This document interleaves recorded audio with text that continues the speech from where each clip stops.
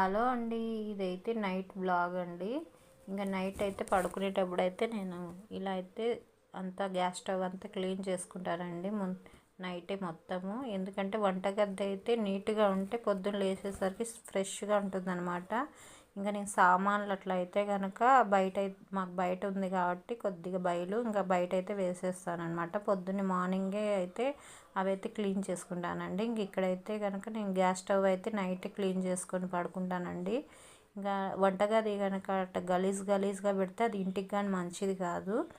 అందుకని అయితే నాకైతే ఇప్పటి నుంచి కాదండి, నేను పెళ్ళైనప్పటి నుంచి అయితే ఇంట్లో చేస్తానమాట. నాకు వంటగది కానీ స్టవ్ కానీ నీట్గా ఉండాలా.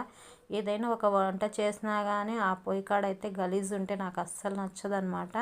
నీట్గా ఉండాలి. ఇంకా ఇలా అయితే క్లీన్ చేసేసుకొని నేనైతే ఇలా ముగ్గు అయితే వేసుకుంటున్నానండి. రోజు అయితే ఇలా క్లీన్ చేసి ఖచ్చితంగా అయితే ఏదో ఒక ముగ్గు అయితే చిన్న ముగ్గు వేస్తాను. ఇంకా చిన్న ముగ్గు అయితే వేసి పెట్టుకుంటాను అనమాట. నేను ప్రతిరోజు ఇలా ముగ్గు వేసుకుంటానండి క్లీన్ చేసేసి.